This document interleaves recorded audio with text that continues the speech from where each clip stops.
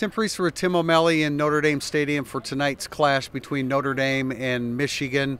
We've talked all week about the variables involved in this game, and I think I've been kind of, Tim, trying to steer away from Brandon Wimbush, because there's so many other factors. But now that it's game night, I think the best thing that can happen for Notre Dame and Notre Dame football is that they can come away tonight without a quarterback controversy. Yeah, we've talked all month, at least, about this one. It's time to get this one rolling out, I think. But, I just don't think, no matter what happens tonight, that Brandon Wimbush will have his best game. It's illogical to think so. Michigan's strengths kind of go against his weaknesses, but that doesn't mean he can't be an efficient playmaking quarterback when necessary. I just think there's going to be a lot of negative plays, and don't be catastrophic negative plays. It's okay to throw the ball away. It's okay to punt. It's okay when you gain 1 or 2 yards. I think Wimbush is going to have to make some big plays where people say, yes, that's the guy we need. But I don't think you're all of a sudden going to see an efficient guy tonight. No, I mean, opposing quarterbacks do not complete 60% of their passes against Michigan, and Brandon Wimbush won't be that quarterback tonight, but he can do some things with loosening up this defense with his feet. I really want to see Notre Dame's defensive front against Michigan's offensive line. And I know we talked about it both days during the podcast, but that is an advantage that Notre Dame appears to have, and if this Notre Dame defense is as good as we think it can be, they'll take advantage of that Michigan offensive line. Yeah, and I think they will on obvious running plays. I think they're just a better front. The interesting part for me will be now if the nickel is affected without Sean Crawford.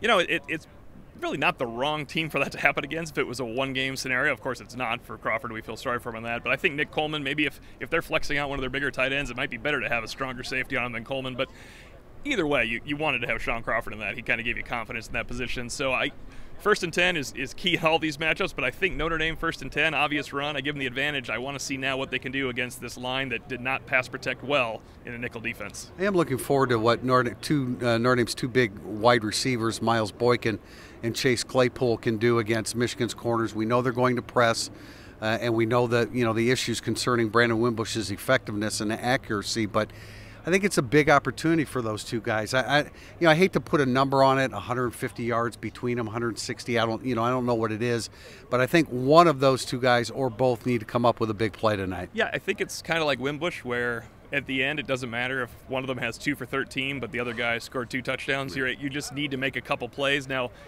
Hill and Long come back as the number 2 and number 3 most efficient corners in the country from last season. That's simply pass completions they allow per snap. That's not a coincidence. Those are real players, are real weapons. But I think actually it's possible, if they really stay in man, that Chris Fink or the tight ends could make some headway today, because that was the weakness for Michigan's pass D last year. Huge challenge for Notre Dame's offensive line without Quentin Nelson and Mike McGlinchey. We talk about chemistry and how difficult that is to achieve. It's going to be especially difficult tonight against that Michigan defensive front. And then you look at Notre Dame's running back situation. No experience there.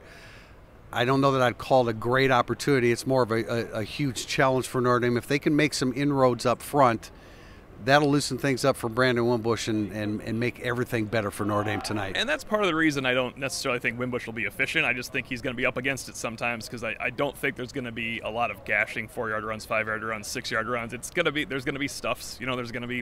There's going to be 25 to 30 plays in this game that go nowhere in terms of pass and run. So really it's what you do with those remaining 40 plays. And of course, the 8 or 10 big ones, you got to be able to hit those. They didn't against Georgia last year. Georgia did. And I only reference that because I think that's going to be this kind of game again. Just like the old days, game number 1 of the season, it's Notre Dame versus Michigan in Notre Dame Stadium.